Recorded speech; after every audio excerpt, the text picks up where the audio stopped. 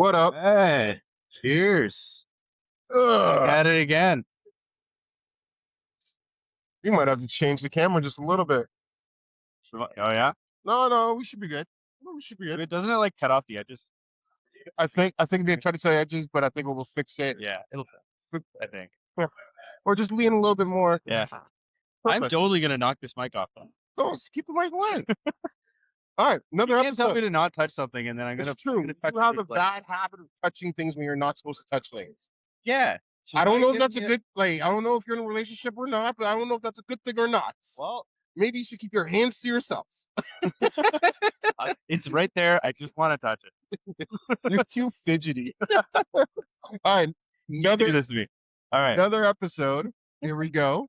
Last episode we had Bronson Friedel on it. It was a very good episode where we had the opportunity to chat about, just like how growing up in sports leads up to like the development and how your business as an entrepreneur kind of reflects in how you gain some like of the, transferable skills, you could say. Yeah. From sports into the business and entrepreneurship. That was a really good episode.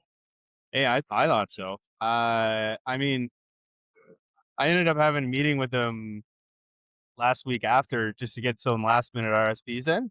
So that's what it comes down to, right? For the deadline. Well, kind of close, but yeah, because I figure, we got to put our money where our mouth is.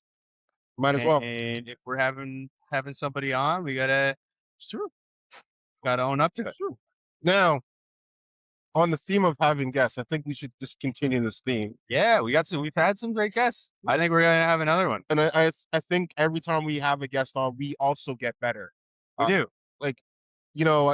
They say communication's one of the biggest keys in life, and the more and more we do an episode, the better our communication gets. Yeah. But it doesn't even matter about our communication; it's how we communicate with everyone else, whether it's the audience out there, or with a guest, or just in regular general life. So I feel like at this point, everyone should just know if they see a big chair in the middle, boom, we got some people coming. Yeah. Unless you put a sign there. Oh, that's true. We've done that before. Yeah, we have done that. So, let's cut to the chase. Yep. I'm Malcolm the Milkman. Scott. And we would like to introduce our guest today. Ladies and gentlemen, you are now tuned in to Off the Bench London with your hosts, Malcolm the Milkman Noel and Scott the Visionary Horn. Only at the clubhouse where the game never stops. 450 pints, half-price wings every Monday night. Massive screens, the best staff in the city. Don't forget to like and subscribe from YouTube to Spotify. Off the Bench London!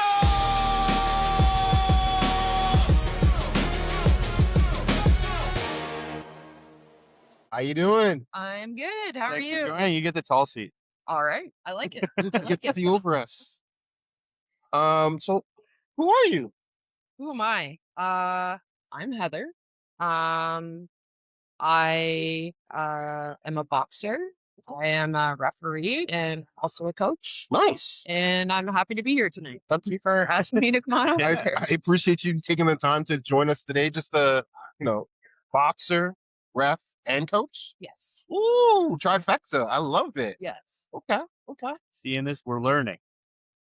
As I know nothing. So how did you get into boxing? How long have you been boxing? I have been boxing. It's been over 20 years now. I started back with Boomers Boxing and another club before that, originally before Boomers opened. But I've been a boxer for a bunch of years. I've had over 30 amateur fights. Damn. I'm also getting a little bit older to be doing this sport. Not to say that older people can't do the sport, but I've had a lot of experience and a lot of fights, so sometimes it's not easy to match up. So I wanted to continue on with the sport, which is why I got into coaching and now officiate. Damn. Yeah. Okay. So what's your favorite part about boxing? And let me rephrase that. What's your favorite part about boxing when you're boxing? Like when you're in a competition, or is it the training?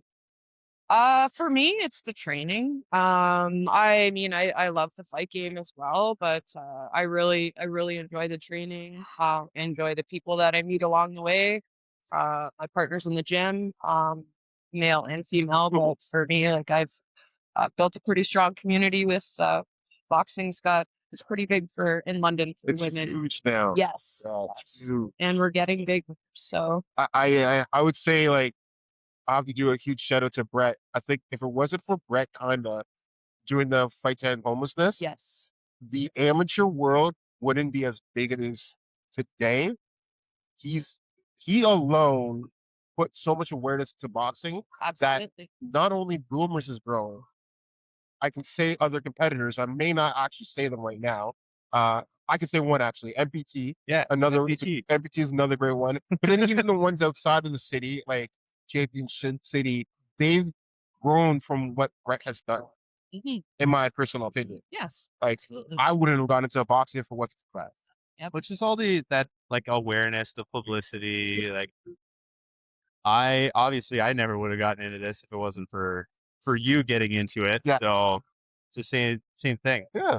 And I feel like because everybody that gets into it, like you can't not talk about it to everyone you know. No, It's like It's so true. like I don't understand how Fight Club is like don't talk about Fight Club. no kidding, right? The Right. first rule of boxing is just tell everybody. Yeah. It's kind of like CrossFit, Oh, except That's it's better. so much better. Yeah. So much better. Okay. So you were training under Lawrence Boone. yes. How was that experience? Obviously, I never had the opportunity to meet him, but his legacy definitely continues on in the gym. Yes. But like you firsthand got to experience the man, the myth, the legend. Yes. Can you explain like the walkthrough of like your career with Lawrence as your coach? Yeah, Lawrence, wow. He he's very well known. Legacy still continuing on with Boomers reopening. Shout out to Matt. Shout out to Matt, yes, and Mark and Abdul, Yep, yep. and those are some of the guys that I used to train with back Oh, in Boomers Day. okay. When the gym used to be on Richmond Street. Fair. But Yeah. yeah, Where in Richmond was it? well, it's where the youth opportunities Ah, unlimited oh, okay. top of the wellness centers. Okay, so it does come in full circle. It totally comes in full circle. Crazy. That's for sure, for sure. Okay. But, Sorry but to no, Lawrence was a really good friend of mine. When he started Boomers, I kind of followed him. I wanted to stay with him. Over the years, yeah, like I don't know, he was wonderful. I knew a little bit of a different side of Lawrence. He was a very, very, very close friend of mine. And I know he would be shining and smiling down today, being proud of the legacy Mhm. still continuing and giving back to the community, Yep. which was really big back then, as well as it is now. Still is right now, yeah. Yeah, Yeah. Damn. yeah. God. All right. So you said you've been in what 30 plus fights? Yes. So this is one of those things is that obviously I'm brand new to boxing. Yeah. I know nothing.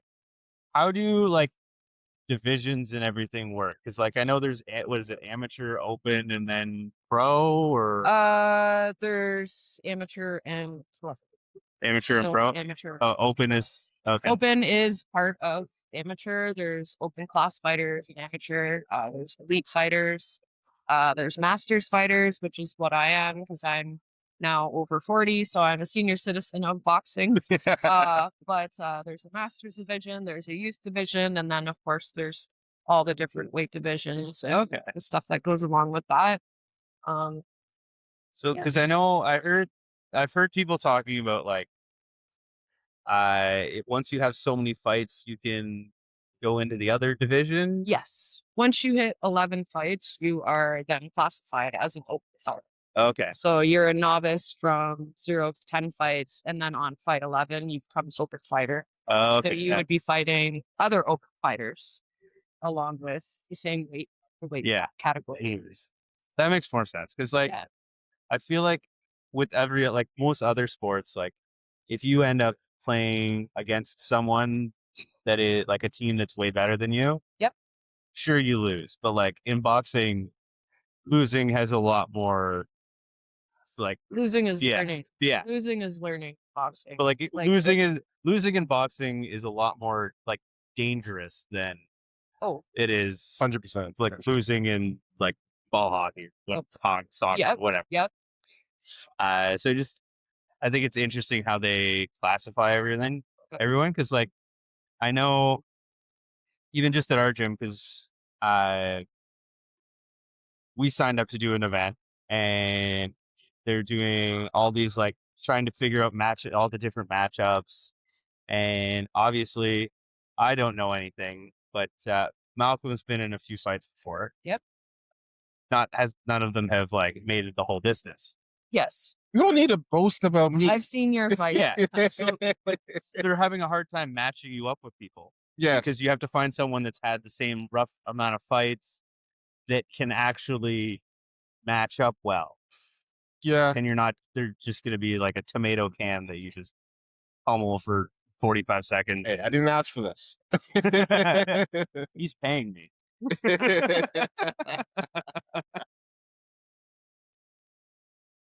Yeah.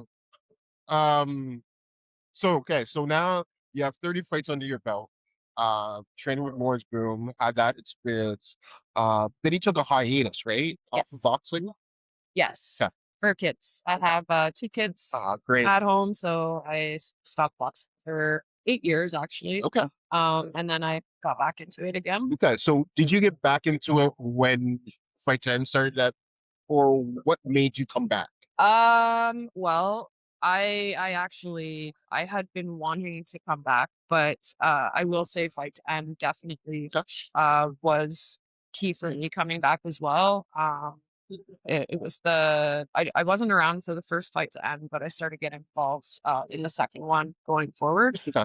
Just out with helping with the coaching, inspiring with some of the girls. And yeah, like I got back into that, and one of the corners that I was coaching on that Fight to End evening, and I had had a fight in 8 years, but being behind the curtain and waiting for him to go out and experience that moment. After that, I was like, oh, I got to do this again. So I did continue. I have had a couple fights in the last couple of years, Nice. but mostly switching over to coaching and now officiating. Okay. So, yeah.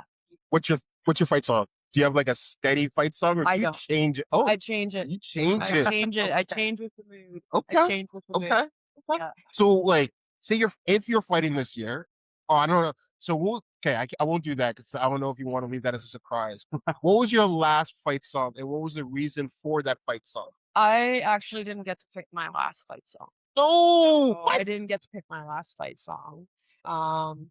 Oh, I wouldn't have gone out. I'd be like, no, gotta playing my music. yeah. I'm not going out. Yeah, no, I didn't. Honestly, I was so in the zone too. I don't even remember what the song was at that time. I was ready to go and get in there. Oh, damn. Yeah. Okay.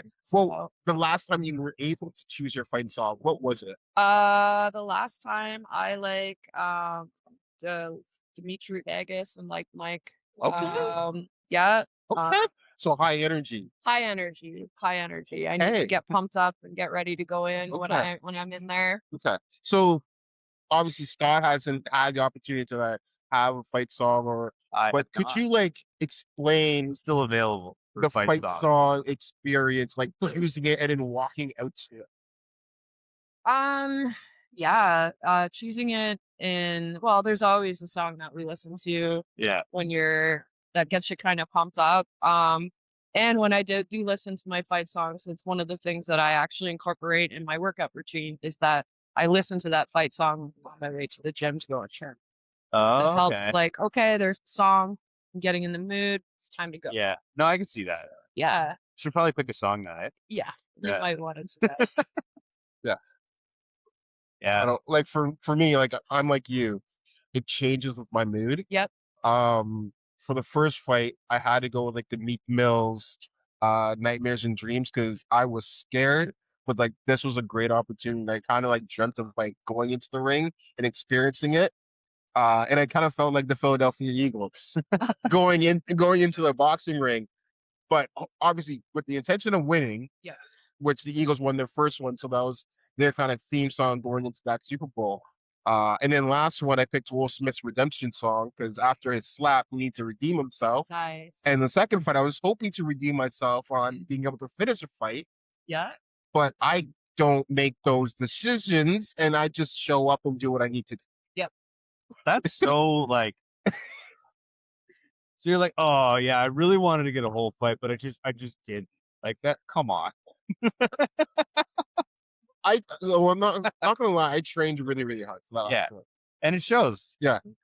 So I was because like during training, like you understand when you like get to fight for your first one, when they show you who your opponent is and you see like certain techniques that you start getting scared of, it kind of lives with you until like you get into the ring. Yeah. Like doing scouting tapes on fighters, you learn certain techniques and what's been successful for them. And you don't want to put yourself in that situation to make them successful.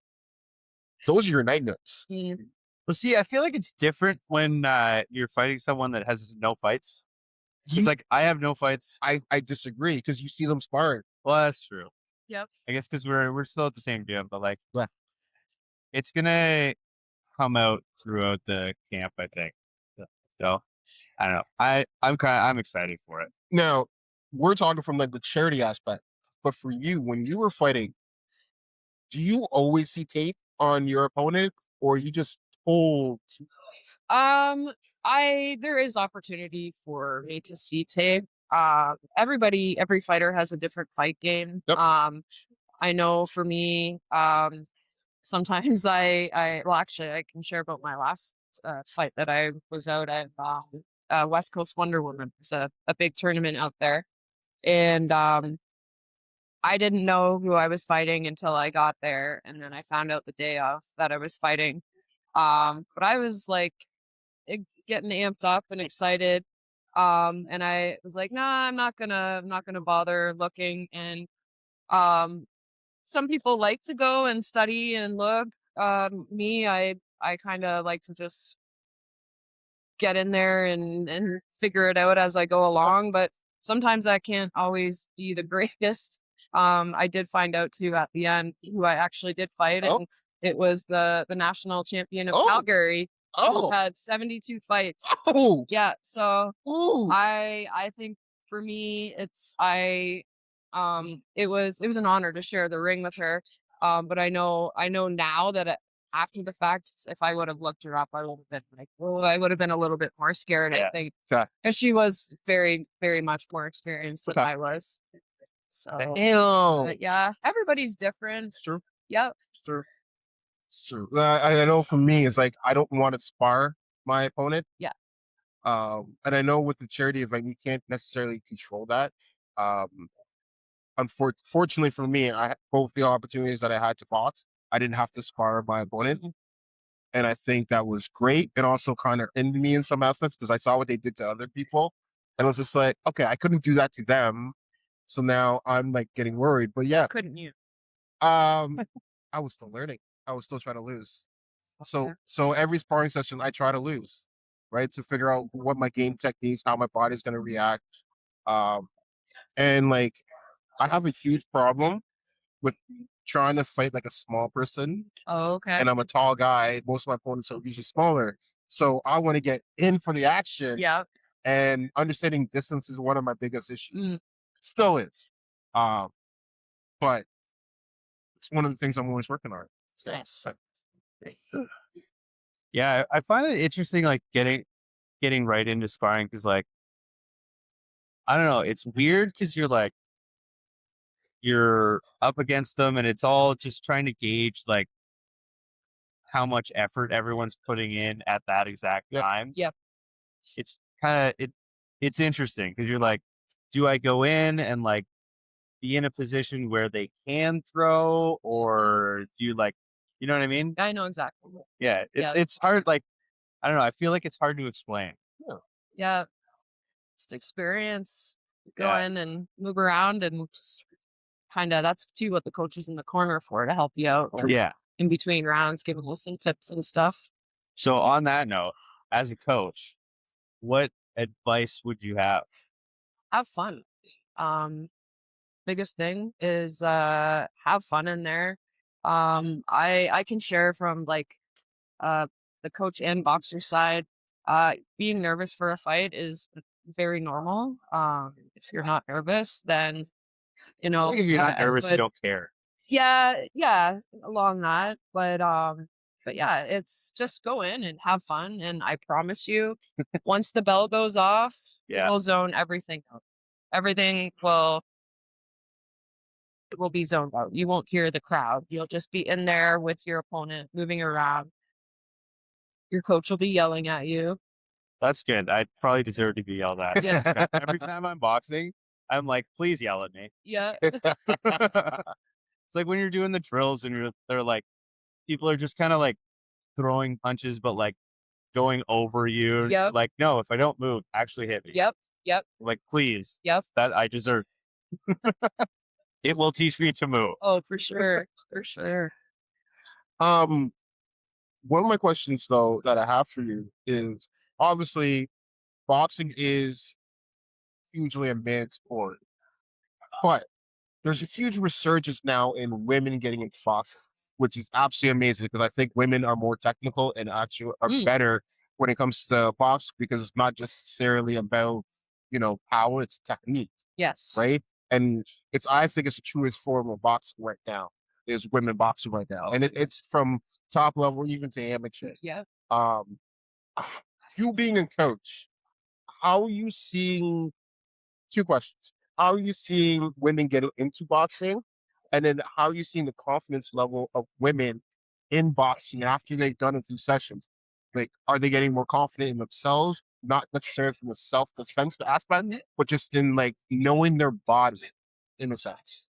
Absolutely. For women, like I know for me when I was starting out with the sport over 20 years ago, women's boxing was around, but it wasn't what it was today. And we're still growing today.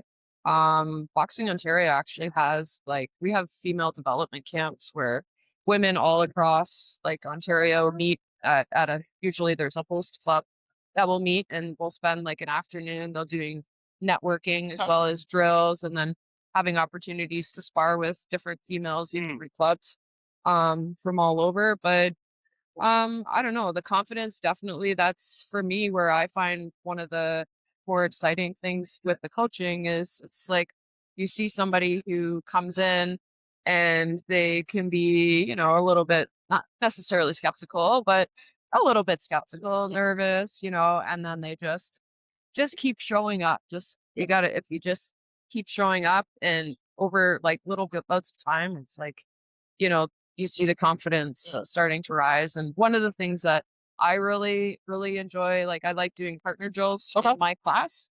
Because as soon as like the girls partner up and they start throwing hands, they start smiling. Everybody's laughing, they're smiling. Yes. So it's a lot of fun. That's good. Yeah, I always find it interesting with those drills because, like, obviously, again, it's new. They'll show us a drill, and then everyone will mess it up the first few times. Yeah. And then we're, like, going so slow. And then by the end of it, everybody's, like, doing it nice and smooth. And, like, it just feels so much better. It's almost like watching a dance. Yes. The problem is I'm terrible at dancing. Well, Yeah. we can't fix that. Yeah, no, you can't fix that with getting punched bad. That doesn't work. Yeah. But yeah, the resurgence of women now in boxing, it's crazy. Even when with Fight to End, the group that I was with, they have taken boxing to another level. With you coaching them as well, like Meg, Sarah, and that was the only two that was in my era at that time. Okay. How are they doing right now? They're doing great. Actually, Sarah has a fight this upcoming weekend. Okay. She has a fight.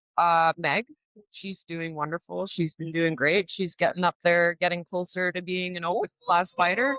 So yeah, and they fought each other in Fight to End too. So yeah, no, they both continued on and both wonderful. Damn, wonderful. Yeah, Damn. doing great. Got now you coaching them.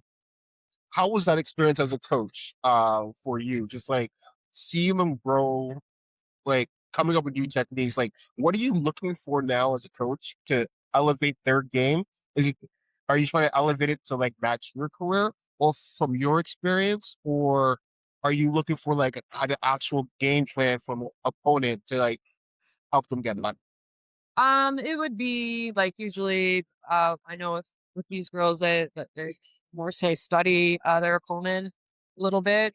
So I guess becoming more up with the game plan. Huh. But I guess like again with it's back to the confidence thing, Mhm. just getting in there and getting comfortable and doing lots of sparring and lots of drills and yeah, get some work in. So yeah. So, so we touched on your boxing career a little bit. What's your actual record there? Out of curiosity. Uh, I'm about half and half. Okay. Yeah, Nice. about half. So would you say you learned more from the fights you didn't win or from all of your wins?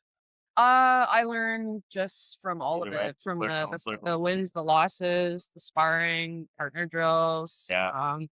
Yeah, it's just again back with the gaining confidence and as I said earlier, like we don't lose, we learn. We learn Yeah. from the experiences. So Yeah, I yeah. think what makes everyone like stick it out like you have is like you get addicted to the grind. Yes.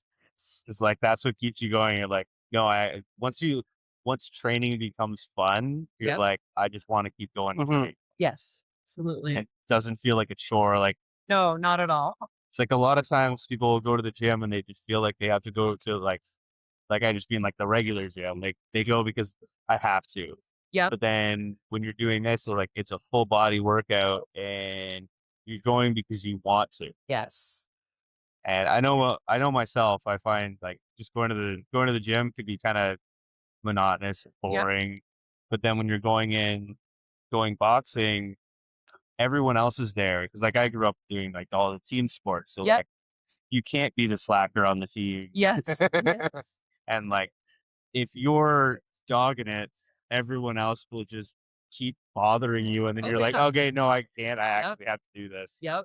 Absolutely. And even those, like, you may want to sometimes, but like everyone will yell at you and you're like, motivate you to Yep. keep going. And you keep Absolutely. pushing further and further and further. Yep, for sure. And that's in the end, they say like one of the things with boxing, it's you versus you. Yeah. Yeah. So, yeah, I was involved in a lot of team sports as well growing up as a kid, different sport than boxing. But for me, I found that boxing is actually probably one of the most team oriented sports I've ever been a part of. Yeah. Even though it's you against one other person, the community of the fighters and like when you're going, like your teammates are screaming at, cheering Yeah. for you from the stands and Well, getting you going. It's a wonderful, wonderful experience. well, you're kind of only as good as your team. Because like said this like last week on the podcast, you're the average of the people you're surrounded by. Yep. So if you surround yourself by all these amazing boxers and Yep. athletes, you're gonna soak up some of that and you're gonna end up being great too. Oh, for sure. For sure. So what other sports did you play growing up? I played hockey and I Ooh, played okay. baseball. What position in hockey? I was a right wing in hockey. You played a lot in hockey too, or Not once. Not once. I played ringette as well, Okay. and I was also a back catcher at basketball. Oh, damn. Yeah, Okay. yeah. Okay. I didn't find boxing until my 20s, my early 20s. Fair. Yeah. That's fair. So Damn. Okay. Okay. How do you say you're a parent? yes.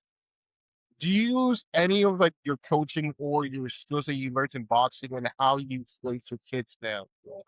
Like and how like you use to like increase their confidence. Are you using skills that you've learned in boxing and how you communicate with them? Like if you're in the corner with your kid or Yeah, it's yeah, like my kids have done a little bit of boxing. Yeah. It's not their sport and that's okay. But with taking away from some of the stuff I learned, it's just about helping them gain the confidence and surrounding yourself with Mhm. other people and teammates that are there to help you and stay out of trouble Sure. and That's the hard part. yeah, like Well, at least if they it's get in trouble, you got a bunch of people that can help them get out. yes, absolutely. So yeah, no, it's a great sport for kids and Okay. it's definitely helped me with my raise my kids. That's And good. I can't I know you can't like pinpoint. yeah, but there's so many lessons. Like there's lessons in learning. Like lessons in losing. Like you train, you put your heart, you spend hours and put it into training Mhm. and you may just come up short that day, right? So you got to take away. It's like, okay, what can I learn from that experience? Maybe what can I do better next time? True. Because yeah, you can't let the losses take you down. It's I don't know, it's very empowering. I hear you. Yeah. I hear you. So we've talked about you boxing, you coaching boxing, but then there's a third chapter, Yes. and that's the reffing part of all. Yes. So why'd you get into reffing first? Um, I I got into reffing originally with a different boxing association many years ago. But after my layoff, Mhm. when I did come back after having kids, I was a little bit older. I wanted to stay involved in the sport. So our club is affiliated with Boxing Ontario and I thought, hey, why not? Okay. Let's try it. And I absolutely love it. I did my first tournament out of 40 officials. I was the only official who had never done a tournament at the Branson Cup that Oh. just went by. Oh damn! So I was the only official that was their first tournament. But Ooh, I did 87 fights total in the 4 days, which there was over 500 fights for that weekend. you're kidding. But I had more experience on those couple days than I had with since I've become a referee and a judge. But I don't know, I loved it. It was really a developmental tournament for me. And like I said a little earlier, like I am getting a little bit older. Um, I would always like to think that I have one more fight left in me. But if not, like I'm in the ring. I got the best seat in the house. Uh, I'm I'm moving around with the Yeah. boxers and yeah, it's Damn. I love it. It's great sport. Do you like being in the ring or being a judge more? Uh That's a good question. So now, again with that tournament, I will say before that tournament, I was really nervous with refereeing, like being in the ring. I was feeling confident, but always learning with judging. But I'm traumatized from a couple years ago or many years ago when I used to referee in the old association. I was reffing two 12-year-old boys and I didn't get out of the way fast enough. And I went flying across the room Oh, or the ring. The crowd went silent. I'm like, here I am. I'm the ref. I'm like, nope, I'm okay. Let's go. Let's box. But I was so embarrassed after that. So I'm like, every time I'm like, oh no, I don't want to fall. But with that tournament, I was excited to be at the tournament, but also nervous. But towards the end of it, I actually found myself getting a little bit closer to the action because I did have that confidence Okay. in the experience, and I had a lot of feedback and stuff from the Right. other officials, which is great. Damn. so do you find being a ref when now that you've got the reffing experience, the boxing or the judge experience, does that make you a better coach? Absolutely. You can tell, like, I think so. It's all Yeah. experience. It's all different angles. Yeah, I think like so. what's something that you notice immediately when you're doing like reffing an amateur fight? Like, are there things that you see people do, like they immediately get into the ring and you're just like, oh, this fight's going this way, and like you immediately know it, or Every fight can change. Sometimes we got to take note a little bit of Sometimes when people are just starting out in the ring for the first Yeah. time, Mhm. they can be a little bit excited and it could get a little bit crazy in there sometimes. But yeah, it's just all about keeping the boxers safe at all times. Figure out. Yeah, because I can see a lot of it being like obviously if both people have 0 fights Yep. and you know nothing about either of them, you see them, you just get that first glance, and you're you're the skill level could be wildly different. Like obviously they try and set it up with matchmaking, but You can always get hit with a lucky shot. yeah, It's exactly. true. Right. So That's yeah, what like there's one shot knockouts and yeah, like But like, ready for everything. And as they say, everyone has a plan until they get punched in the face. it's Right. so Yeah. true. Right. Well, Since you've been doing it though, have you noticed that, most amateur fights don't go into like a knockout stage? And it's mostly in the open stage where you see like the knockout because people know the techniques more, or is it because amateurs are more wild that you see knockouts? Uh, no, I think it's a little bit more of a mixed bag. Uh, yeah, with the amateur, like there is knockouts, but I'd say there's definitely more knockouts in the professional Okay. than there is amateurs. Sorry. Yeah. so how do you in amateur boxing though? How do you tell when someone is hurt or they're just exhausted? Um, Usually I like you look at the face or the eyes, or if somebody's tired and exhausted, their hands might drop down a little bit. If their mouth is wide open, then they're probably like they could be breathing through their mouth differently. So And keep my then hands up, keep your hands my up, mouth shut, remember to breathe. A breathe. lot of people when sometimes with fights they forget to breathe. Yeah. Yeah. So I can hold my breath for 2 make minutes. those noises. Make the noises. That way keep you my- know. Yes. Yes.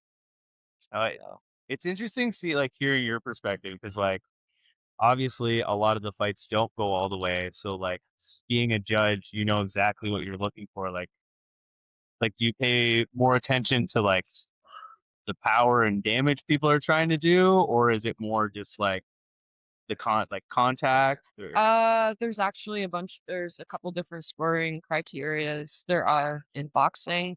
Um, the first one is like quality blows in the scoring area. So they're making sure that, you know, the shots that are count, like you need to keep your punches above the belt. There's no punching in the back of the head. You have to keep your head up. So like they score on how many quality blows in the scoring area. And then if it's a little bit closer, then it goes down like to the next bracket. Domination by tactics, and then the next one is competitiveness. It's But ring control. when it gets like really close, like they'll look for more like if it's a really close fight, like who was the aggressor more, who had better ring control, who looked like they had more stamina, like who showed more heart. Okay. And that's if it's like Yeah. really, really close fight. Well,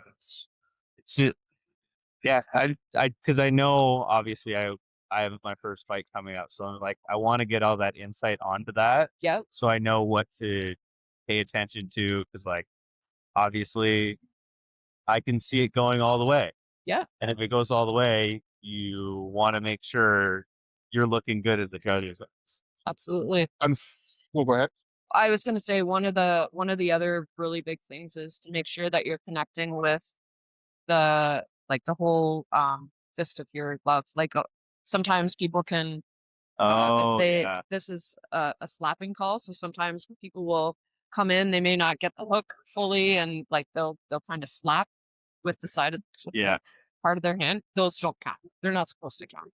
So if you're going in and you're throwing a big flurry, but you're just going in and you're slapping, then yeah. your flurry didn't Mhm. count for anything because those weren't quality blows. See, that's really good. I think for me though, once you're in the ring, you don't have time to think about No. like you don't have like That's just having it in the to back. know that you're actually connecting. That's hard. Because like for me, I black out. Do you black out when you get in the ring? Sometimes, Yeah. but I do know there has been times you know, when you hit the baseball, the sweet spot on a baseball. Yes. There's been times where it's like I felt that sweet spot on the punch. Yeah. Just like hitting the sweet spot on the baseball. Yeah.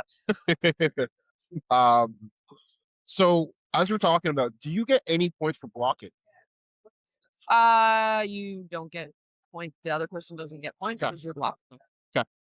So you get points by them not getting points. Yeah. And them getting probably a little bit more gassed, hopefully.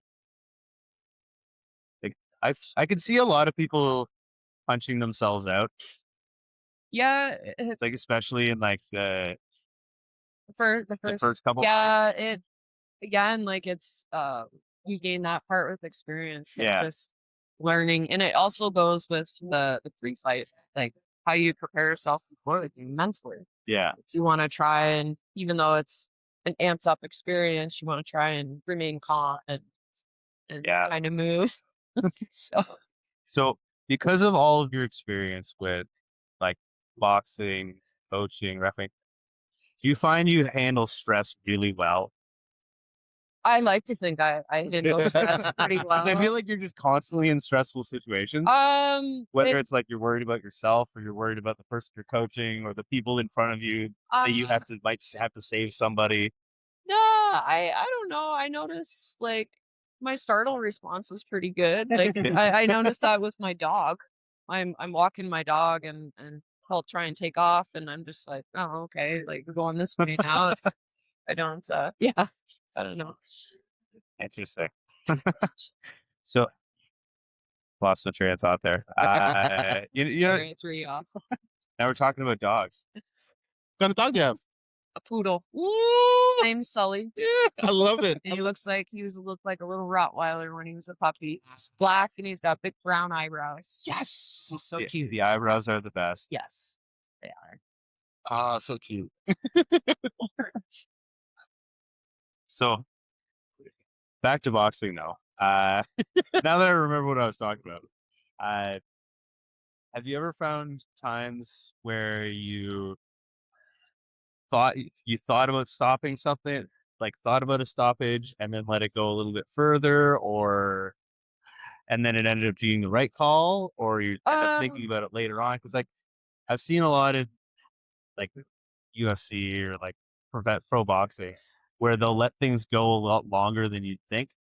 Yeah, I try to stop it when I'm rightfully supposed to stop it. Mhm.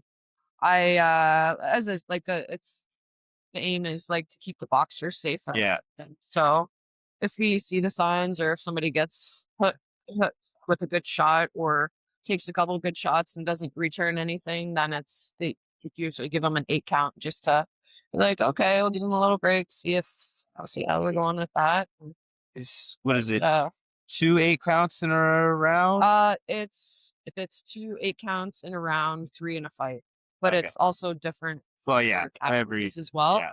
But for you guys, it would be Yeah. 2 8 counts, 3 in a fight. Because I know I've heard like our coach Jay talk about don't do certain things because obviously like that don't do things to make you have to stop it, like leaning down too much. Yep. And Leaning down. One of the things a lot is just keeping your head up. Yeah. Again, if you're fighting somebody who's shorter than you, like when they want to roll, sometimes they'll roll a little and they'll go underneath the belt line, but you gotta make sure that keeping your head up. And yeah, like yeah, lots of stuff to look for. So, I don't know. It's just interesting seeing like the perspectives, like what's your biggest indication of like, okay, I need to stop this? it's Just in every the- moment's yeah. different. Mhm. Every moment's different. I will say there have been 8 counts in the past. Again, I'm like I guess Yeah. I'm newer and I'm learning, but there have been a time where I probably should have given an 8 count, but I wasn't experienced at that time. I know next time I've gotten lots of feedback. It's like, okay, I'll give an 8 count if needed. It's crazy to like. I feel like it's just a sport that you're always learning things. Oh, for sure. For sure. Like everything is just it's always getting tighter. It's always like you're always learning stuff, and like you may think you know a bunch, and then someone else will walk in and be like, "Oh, have you tried this?" Yep. And everything has to change. Yep. 'Cause I've listened to like a lot of other podcasts talking about that and how they'll learn one discipline and then they'll go.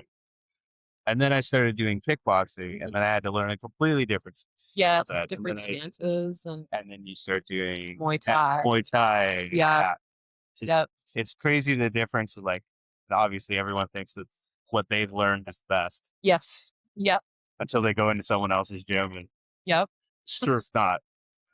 Now, it's 2026 now, and the narrative for the past few years in a lot of other sports, except for boxing or martial arts, is most of the time when a person loses, we always blame the ref. Mm. Obviously, in martial arts, it's mostly about safety and not necessarily always about, an agenda. You're not being paid by MGM No. or, Beckway or any of those or FanDuel. If you guys want to sponsor us, that's different stuff. Yeah, we're here. We're here. But how do you feel when the negative connotation when it comes to refs? Because it's going to spill over into boxing, especially in the amateur level. They're going to blame you. Yeah, I've been told off a couple times. But again, like every like there's different positions for where the refs or where the judges and the head doctor and the head official, like everybody sees a different angle Right. of the fight. So we're always like there's been times where, we don't all agree, but everybody sees the fight differently. So Sure. yeah. So It happens. fair. Yeah. What was the worst case that someone had like got aggressive with you? I haven't had that. Okay. I haven't had that Okay. experience, thankfully, yet. We'll So, see you never have to do yes, that. yes. So, Okay. but if you can tell me off, it's like, okay, like in one ear, out the other. It's I feel like that's a confidence thing when you're just like, no, I know how to box, so like you can yell at me and I'll be like, doesn't matter. yeah. That's right. So, as you're reffing and coaching, what do you think your next steps? Are you going to continue coaching, or are you looking to like find a person to take under your wing to go into like the next level? I'm wanting to go into my next level for reffing. Okay. So there's different levels in reffing. Okay. Level 1 to 3, and then there's also stars that you can get as Okay. well. And the higher that you are with the levels in your refereeing, the more experience that you get to do. Okay. Like when I was at the Brampton Cup, I had met some referees that had been to all over the world. I've Oh. done a couple Olympic qualifying games. Well, Yeah, excuse me. it was pretty awesome to be able to meet and learn from those guys. Do you have an idol ref? I like do. like who is this person? Jennifer Huggins. Okay, tell me about her. She is my new inspiration. And again, I am one of those people who don't look up people before I go places, but Okay. I knew Jennifer Huggins was going to be at this tournament, Okay. and she ended up being one of my ring supervisors. What? And she was incredible. I looked up her resume after the fact, and Okay. I'm just like, whoa, this girl has been all over the world officiating. Okay. Yeah. So Yeah. what about her is amazing, or what drew you to her? Her confidence, and when I was at this tournament, like there were lots of different scenarios and stuff that I hadn't had the opportunity to deal with yet, because I hadn't been in that position. So it was really awesome and empowering to know where, all the experience that she's had and getting positive feedback from these people, and I don't want to say negative feedback, but constructive. Yeah. Constructive feedback. But yeah, like she's wonderful. She's got a bunch of podcasts as well. Okay. Yeah. Yeah. Look her up. I will. Yeah, she's really cool. Damn. Really cool. Okay. I want to be like her. That's amazing. Yeah. That's amazing. Okay. So Okay, so here's a crazy idea. You know how in all the sports, all of the athletes do like a post-fight interview? Yep. Do you think the refs should get to do that? We have our own little post-fight interviews ringside after. Yeah, that could be interesting. I That feel could like be interesting. like Because it's the other thing too that I found with this tournament is that it's like the officials and the referees are their own kind of little set of teams. Yeah. So just like you're giving fist bumps and knuckles to the boxer before they go in the ring, the referee's like, all right, you're going in next, good luck in. yeah, so because like you see it on like all the different sports where people just give the refs a hard time, and like I Yeah. think if the refs got to do a presser after as well, they can kind of like they're like, no, this is why, and like you explain your thought process, Yep. and then I feel like it would eliminate a lot of hate or like deflate a lot of people's sales from like just blaming everything on the ref. Could be, yeah. Yeah. But I don't know, just a crazy idea. Yeah, no. Oh, that's cool. Maybe your next fight you'll be like, no. We'll do a big Instagram post about this after. Yeah. Awesome. So are you training for a fight now? Not right now. Not right now? No. I will hopefully have one more. I always have in the back of my head Yeah. that I want to have one more fight. Then it'll be but one more. and it'll be- yeah, I know if I have one more, it will definitely be my last. That's for sure. There's a lot of Yeah. well, as you know, there's a lot of training and commitment that goes into fighting and Yeah. getting ready for fights. Well, that's part of the reason it took me so long to agree to do it, is Malcolm had been bugging me to do it since he did the fight to end Yep. the Okay. first time. Yeah. And he's like, oh, you should do this. I'm like, I don't have time. Yeah. I got 2 jobs. We just started doing the podcast and everything. Yeah. But and then I came to that realization of I just have to make time. Mhm. And then now it's just kind of become my like woven into my routine. I love it. It's awesome. And now he's suckered me into it. Now I can't get out. do you blame me? But Do you blame me? yeah, I blame you for a lot of things, but I still do it. But how much are you enjoying it though? No, I love it. I do. It's great, I wish more but people it's would- still your fault. Oh, no, I'm okay with thinking like it's my fault. But like the thrill that I got from doing boxing, and like for Yeah. me, I have a hard time if I don't have a fight, I can't train. Yeah. I'm one of those people. But I know like when you have like a set destination or set goal, your whole life changes, your mindset changes. You start focus. I know when we podcast, we drink beer. I try not to outside of that, Yeah. because I try to focus on my diet. But taking creatine, taking all these different supplements to make sure that my stamina's good. But like it's great feeling. Like every day you wake up, it's like feel refreshed. Or like Yep. I'm about to lose in sparring today, but I know I'm going to gain X amount of experience. So like it's those like mini wins that makes even during the winter time. Winter's daunting. I hate winter. Yeah. I hate snow. If I can live in the summer year round, I would, but that's not a reality of living in Canada. Hey, you used to wear parkas all the time and be like 5 degrees out and you're like winter coat bundled up. It would be cold. I'm not That's me. traumatized. That's Yeah. me. I'm the same. I But have a like, heated vest. yeah. But for me, like that's what boxing was. It was just like there's team sports, which is just great, but you depend on teammates. Boxing, you still have teammates, but it also relies on yourself. What you're doing on and off in the ring, I guess you could say, matters more. Where in sports, you don't necessarily have to practice the same way. And like, especially at our age, we're at the point where we have other responsibilities. So it's like, I say it, this is my therapy. Mhm. You know what I mean? I go when I hit the bay, anything that's on my chest, I'm punching it out. Yep. It's my release. So that's just me. Yep. For you, do you find boxing as a great alternative for therapy or a great addition for therapy? I would say addition, Okay. but also a great alternative. Like boxing, like when you're at the gym, you have no choice to be there 100% Mhm. physically and mentally. Yes. You're standing right in front of the bag. It's like, okay, I got to punch this bag now.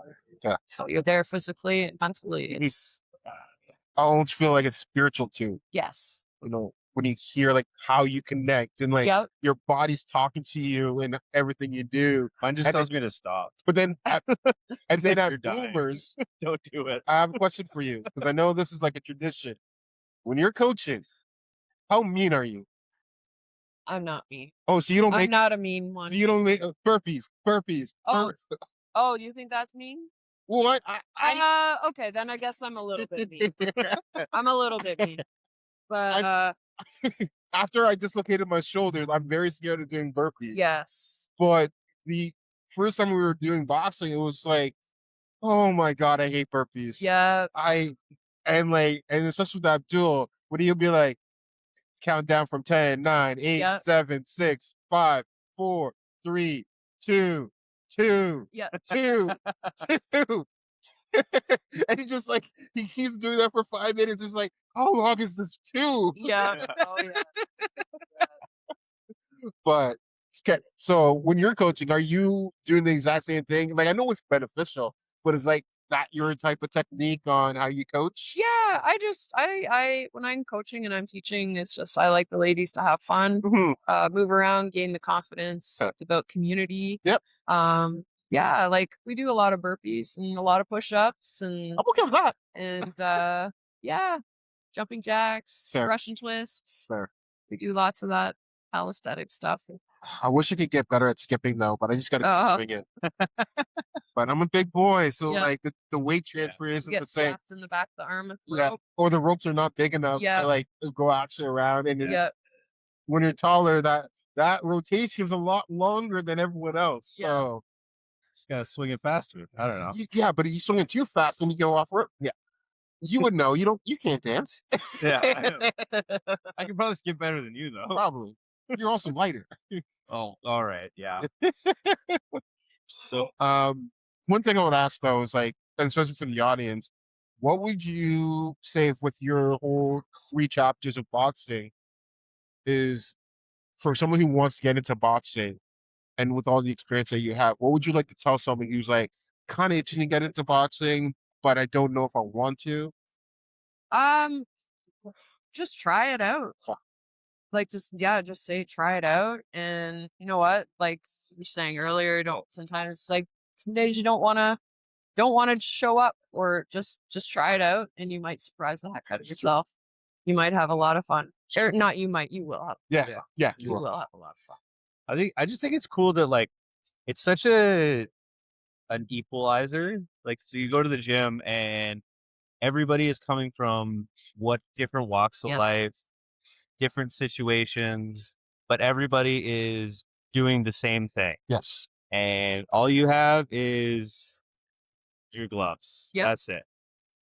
And hopefully a everybody- mouthpiece. Well, yeah. Yeah. Yeah, but you know what I mean. You're like everyone is at the exact same. Yep.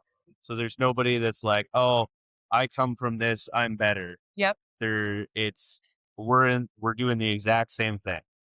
Yep. Everyone can get hit just the same. Yep. It's a cool concept. From the like doing the charity event. Because it's a lot of people that like everyone comes totally different walks. Oh, for sure. For sure. And like, especially when nobody's done it before. So you see some people that come in with all this confidence and all this. And then, like you said, everybody has a plan till they get punched in the head. Yep. Mm-hmm. And then their mindset totally changes. Mhm. Like people get humbled. For sure. People's confidence goes up. People's confidence goes down. Yep. So it's cool to see. Mhm. I agree. Love that. Well, any closing remarks that you like to say? Go Boomers. Go Boomers. And MPT. And MPT. He has to say everything. Yes. I'm technically on both jits. Yeah. She's So a freeloader. No, not freeloader. I'm not a freeloader. I play. Bandwagon jumper. I don't know. Just jumping all over the place. Wow. Free agent. Wow. Okay. Well, I greatly appreciate you taking the time today Thank to you like so much for having me. give us so much insight. I think Scott learned so much Yeah. today. And like even I did, I learned so much as well. I did like I knew a lot about you, and like we talked obviously. Yeah. But it was just great to like get down and dirty on the whole logistics of everything from Lawrence to now. Yeah.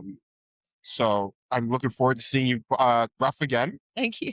I think there's a few events going on in the city, and then obviously the novice tournament's going to happen in August. So after you do a Brampton Cup, I guess that's your next next target. I'll be there. So And there's gonna be a little girl that goes there just to watch you and be like, "That's my favorite ref." Yeah. that's true. Yeah. It's true. So well, Is that I feel like that's the dream, right? I hope so. perfect. Well, thank you again. Thank you. And that's an episode. All right. Thanks for coming. Thank you. Perfect. Peace.